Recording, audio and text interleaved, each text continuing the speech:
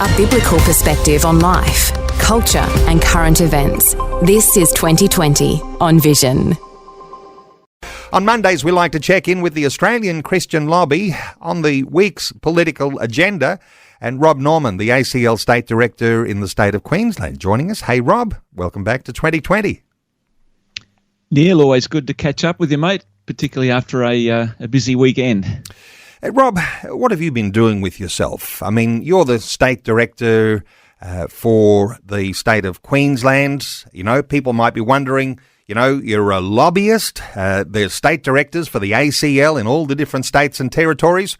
What is it that's filling your week? Can we start off just with a little bit something personal on your work schedule and the sorts of things that you've got as at the heart of what you do? Yeah, look, a lot of people think that there's a bit of a lull before the election, Neil, and things go quiet in Parliament, but it's actually the reverse. I've actually attended 5 parliamentary inquiries this year, so that's taken a fair bit of time up. We're going to have another one in August for the live births inquiry. So that kind of takes a fair bit of time. It means I'm wearing a well-worn route to Parliament House, Neil, and apart from that, we have 50,000 grassroots members, so there's always something to do. And, you know, when you've got this well-worn trail between your home base and Parliament House, it means you're becoming better known too in the corridors of power, and no doubt, as you're wandering the corridors in the Queensland Parliament, people are starting to get to know you quite well.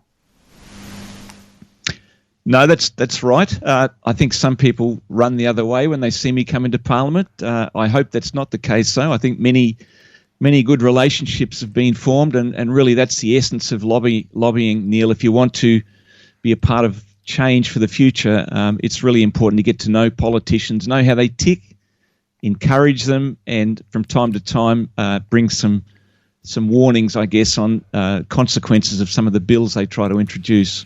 In fact, the longer you're in the role, the more influential you become, because trust is an issue, isn't it? And people get to know you, trust grows, and then they'll value your insights and the way you bring a different dimension to the sorts of values that are going along in those political conversations and those decisions that our states around Australia are making.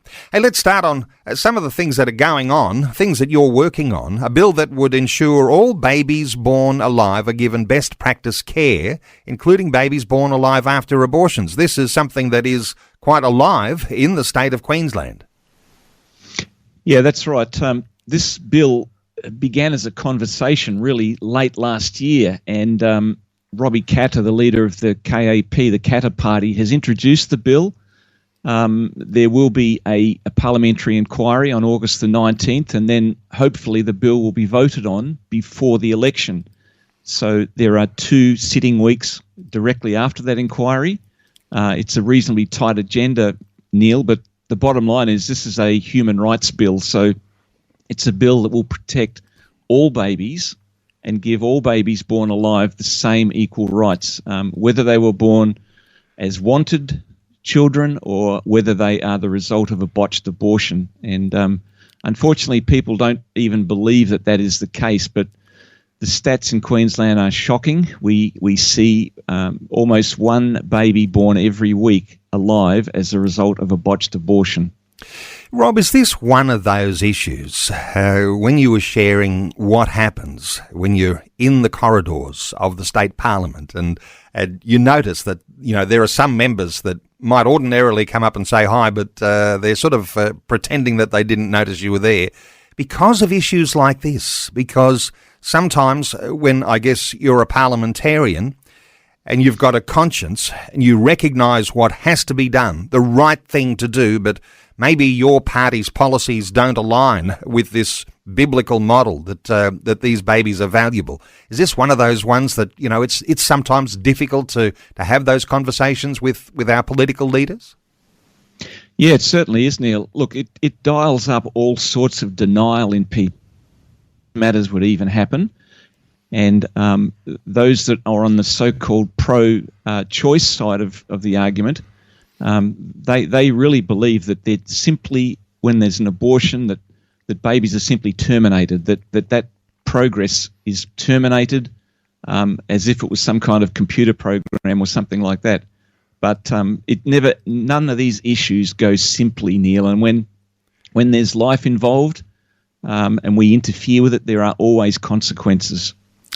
When you get into those conversations with politicians, or it might be their political staffers, the people that you connect with, when you're into those conversations, is there any sort of leeway? Is there something that's happening that might bend the thoughts that one might have if they're just doing their job, going along with the party line? Is there something that you can sometimes notice? You know, the light switch was just switched on. They realise something now a little deeper than they did before. Do you come across those moments? Most absolutely, Neil, absolutely. Look, with this particular bill, I had a conversation with an MP that I'm not going to name, but it was a male. So he basically, when I talked to him about this issue, he was visibly moved. And I think that's true of anything where there is a life issue, you know, where it goes close to home. But when he heard about the process and what's happening with babies that are born alive after an abortion, he was moved. Look, I believe that God is involved in that as well. You and I probably are on a unity ticket there, Neil, that the Holy Spirit goes before us. And I certainly rely on that. I try to be led by where God takes me into Parliament. I also rely very heavily on the prayers of those around me, particularly our supporters, wife and family and so forth, and people like you. But look, we go into that situation, we rely on God to go before us, and he very, very often does. You know, you should be encouraged, Rob, because when you're in those conversations, and you're doing so as the delegate, the state leader for Australian Christian Lobby, but, you know, there'll be listeners who are listening to our conversation now, and who knows how many tens of thousands there will be across Australia, and they're all with you in that, and they're all alongside you, and they're all cheering from the sideline and saying, hey, Rob, get in there and represent us. You're doing a great job. Hey, just before we move on from this, because, you know, pro-life issues are things we often talk about when we're doing an update on political agendas with the Australian Christian Lobby. You'll be familiar with what's going on in the overseas context. That debate, that circus, the campaign that's going on with the US election, and the risk there is, of course, of what's happening in the US drowning out even our opportunity to talk about things in Australia. But clearly, in the US election debate, there is a pro-life and pro-choice or pro-abortion divide amongst two sides there. Does this matter to you when you're in the conversations you're having here in Australia? What's happening overseas? You know, will the next President of the United States and their stance on abortion affect the way that political leaders here also talk about abortion? How do you reflect on the effects that come from even way outside of our nation? Yeah, look, that's a great question. There is always absolutely a downstream effect from American politics. We're always on the receiving end of that in one way or another, and obviously President Trump has a very former President Trump has a very pro-life stance when it comes to abortion, and that has become an election issue. So with now the demise of President Biden and his pulling out of the race, we know that Kamala Harris definitely takes that pro-choice or pro-abortion stance as well. So this is a live issue. It definitely will have effect. Roe v. Wade had an effect. And it gives us traction. It gives us the capacity to argue that point, and it's important that we do that. So we're not being contentious, but these are points that need to be raised, and it certainly raises the whole profile of the pro-life agenda, Neil. And so, yes, there always is an effect. American politics, you know, they are the leader of the free world. That's just the way this thing goes, and so it'll always have a flow-on effect with Australian politics as well. And, of course, our abortion laws in Australia are worse than what's in the United States. Just for context for listeners as to where you might be thinking about where Australians are in a pro-life, pro-abortion debate. Hey, let's move on. There's other things you're dealing with in your state of Queensland, Rob. The Respect at Work and Other Matters Amendment Bill. What does all that mean? What's all this about anti-discrimination? Yeah, so this bill, Neil, it's again, and it happens often. It's almost a Trojan horse. So the bill seems benign when you look at the title of it. It really refers to it's a union initiated bill, but it also picks up the failed anti-discrimination bill, a draft that was put up by the Department of Justice and the Attorney General. Now, this bill, I think I mentioned to you last time we spoke, it was a bill that took aim at Christian schools and basically had a Section 25 exemption. So there is an exemption in the existing Act that allows Christian schools to, quote, discriminate, end quote, on the grounds of faith when it comes to hiring staff. Now, there was such a pushback on that, and thanks to our supporters and your listeners and people around the state who really pushed back on it, that the Queensland government rarely do this, but they pulled back on it and allowed Section 25 exemptions to go through. But this Work Respect Bill has bolstered the Anti-Discrimination Act to really discriminate against the church. And I say that without hesitation. So this is churches, institutions, schools, and even Christian individuals and employers. It's a bill, Neil, that will affect free speech and the freedom of expression of religion as well. So it's a very serious bill that seems to be sneaking through. A few more details on some of those issues that are obvious with this bill, because we're all encouraged that when that news came through that the Queensland government had pulled back and there was speculation, perhaps so they didn't want to pick a fight with Christians in the lead up to a state election. But I suspect that having released their first bill, that was picking the fight to come back a little bit. But because there's still all sorts of issues with this one. What are the primary things with this new bill that you're concerned about? Well, yeah, again, good question. There are at least 4 or 5 really tough areas that this bill starts to change. So it introduces a protected attribute into the Act called sexual orientation. And this is really a fundamental change in the way we look at discrimination, anti-discrimination. So it basically pits sexual behaviour on the basis of sexual orientation against religious views. And it will mean that as a protected attribute, those people that practice various things that are in stark contrast to the Christian faith and to what we believe, they will no longer, we will be at risk of being dragged before anti-discrimination courts for speaking out against certain sexual behaviour. Now, this will affect churches. It'll affect the definition of marriage. For instance, if a pastor stands up on Sunday morning and says that marriage is the union of a man and a woman to the exclusion of all others entered into for life, he or she risks being dragged before an anti-discrimination tribunal for having offended someone who doesn't believe that. That's how ridiculous this bill is, Neil. It flows into schools, it flows into other religious institutions. Yes, even this thought, and as crazy as it sounds, that we might just quote a biblical passage or stand for a biblical value, and those are seen by opposition people to be fighting words and can cause you to be dragged before the courts. That seriously is the way that it works, and people who are vulnerable to that would be church leaders, department leaders, even within your church. Anyone who might be leading a marriage group, just a marriage group within a church. Those sorts of people would be very, very vulnerable to that. Anything else to add? Yep. Well, just a simple reading of Romans 1, a plain reading of the text. Theoretically, you would be breaching that law. So I went to the inquiry that was held for this, Neil, and I asked those questions before the MPs, and they did not have any answers. So there are typically 6 or 7 MPs in the inquiries. They did not have answers. This is a serious bill. We're running a campaign against it.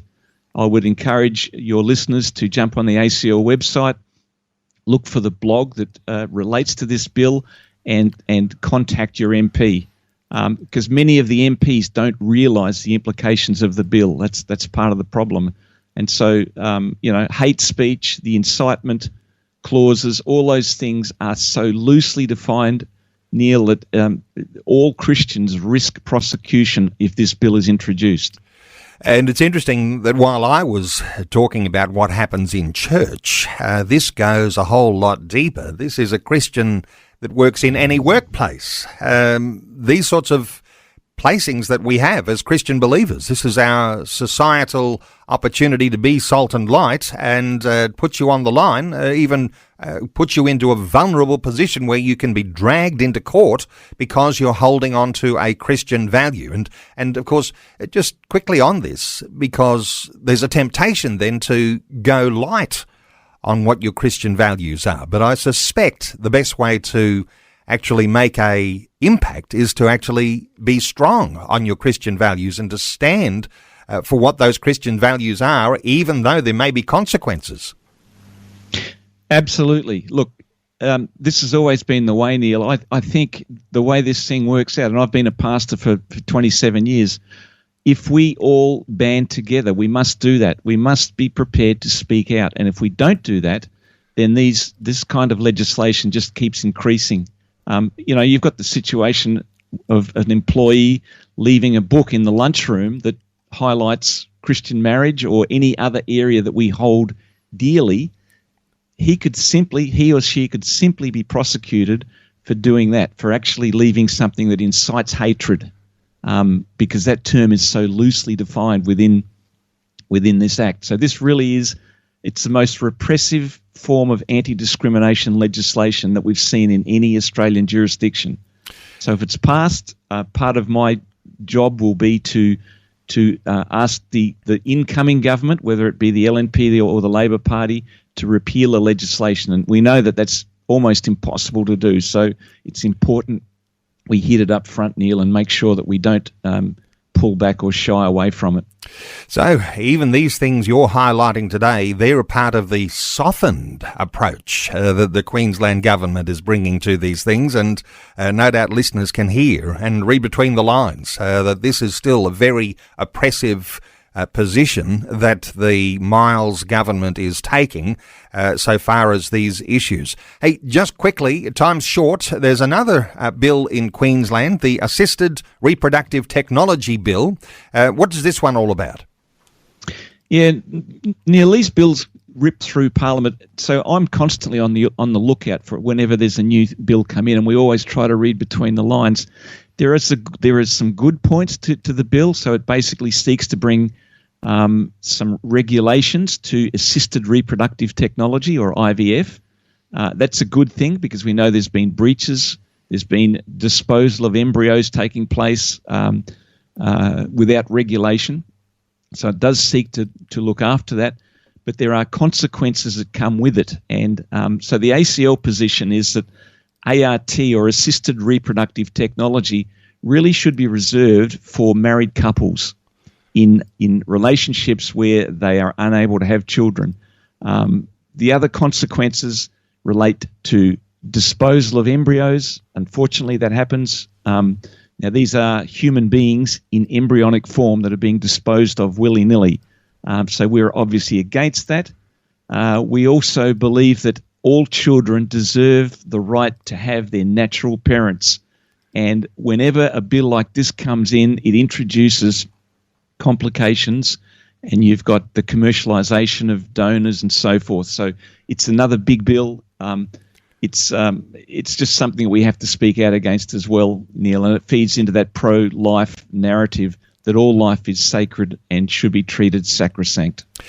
And as you say, these things are significant, and really it's confronting sometimes to be talking about IVF and putting a pro-life lens across IVF. Sometimes we take things for granted. Sometimes there are things that play on our compassion, and somehow or other there's got to be some level of objective truth in there, and highlighting that objective truth doesn't do away with your compassion for people, but it certainly needs to be made, especially when governments are making legislation around issues that affect life.